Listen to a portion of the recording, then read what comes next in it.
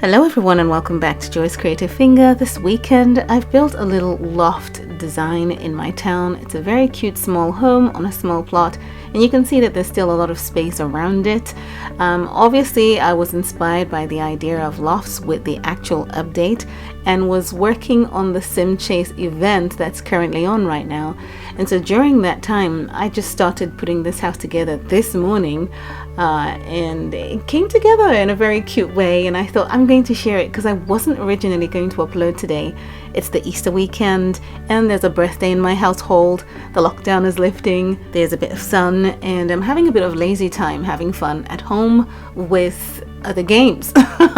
Anyway, before I go ahead and tour this house, let's quickly set this house up for the Architect tab. There's no guarantee that this will go to the Architect tab, but I will upload it because a lot of you ask, and I do always. I try to remember at least. Right, that's done. So we are here at this loft house. The landscaping at the front, not so much. A car parked up front, and we have a lady who's here to actually visit this house. The owners are not at home.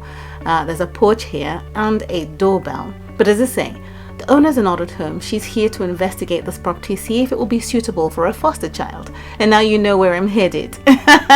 If you've been following the stories of the last uploads I've been doing, you'll know that there's an issue with a child.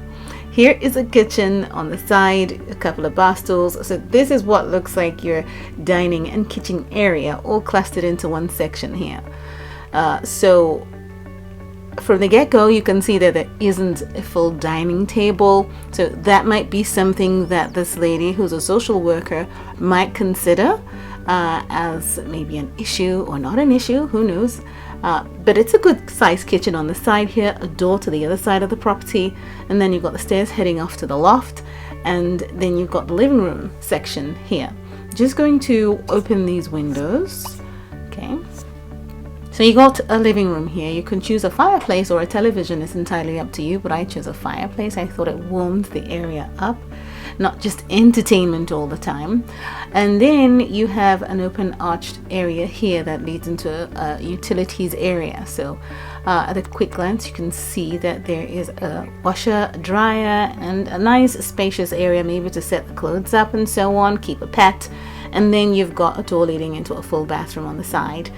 Okay, now this is the first bedroom, right? You're wondering, how is that a bedroom? So I'm just going to get the social worker to come to this door. Now if you look in this section here, you can see that there's a closet space, and you can see a study area, so that's quite useful for, say, a foster kid. And then you've got the spiral staircase that takes you upstairs to a beautiful little bedroom. Okay, so the lady who reached out to the social worker, advised the social worker to come around, have a look, and see if this is suitable for whoever the system is trying to take care of. Yeah, this is what I put together in this little space for the possible eventuality that Paige might be removed from her beautiful paradise private island home, where she's actually currently having a beautiful party with friends. She has always had a birthday with her parents and no one else. She'll blow out the candle and turn another year, but now she's turned 11 and she just had to have a party with actual human beings. It's been a wonderful day for her, but little does she know as she celebrates that her parents are now currently being investigated. Plans are being made to have her removed from a home that she's known for 10 years, or shall I say the entire duration of her life. In addition to that, her parents are absolutely amazing. They have been nothing but a dream to have as parents. But here's the little complication. When the baby was found wandering on the beach, they could have called the police. But because of their need to have a child, knowing that they would never have children, they took the child, returned to the private island, and raised her as their own. Now it's complicated. What will the judge say? What happens? Will they have the child? The most important thing in a situation like this is that the government makes plans to ensure that arrangements are being made to remove the child from the house so they can investigate and understand what kind of people took her in the first place. Has she been abused? And so on and so forth. So it's just the way things go. And we'll see how it ends. I've seen a lot of comments saying, well, you know, she has to stay with this family. They're amazing, blah, blah, blah, and so on. And yeah, as I say, we'll see how that works out. And thanks for following the story. So we're heading down out of this room that could possibly be a room for Paige, but I still don't know how suitable this house is for a foster child, and I'll explain why. So we'll head up the silver Moroccan stairs. This is the outdoor area where there is a nice hot tub, and you might notice from the pattern of the house or the style of the house that it's not exactly a family home. There isn't a lot of privacy. There's a door that leads out to this area here to sit down and have fun and so on, and then of course as you work your way back in across the stairs you come into the loft area. So it doesn't feel very family. It feels very bachelor pad. It feels very bachelorette pad, you know, and if you're having an intimate moment in this section here, then can you have kids? Do you know any one family that lives in a lofted bedroom space and they're a family? I mean, there is tiny living. People live in small homes, don't they? Anyway, but this is the section where you've got a closet space. So this is where I spent my morning. As I say, I started building this house this morning and I just thought this was so cute. But then you've got to change your clothes, and if anyone's downstairs, they can see you. There isn't privacy. I've never understood how a lofted bedroom would work in a family setting.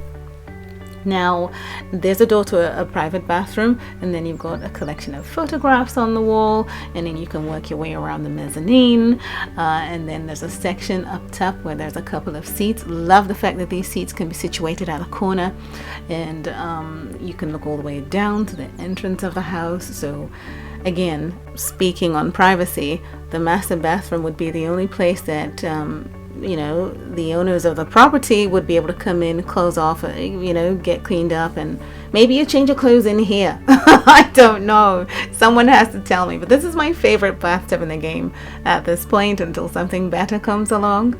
And again, this is that bedroom that is sectioned off from the loft area. So complete privacy at the top here, but definitely not from the bottom, if you get what I mean. So.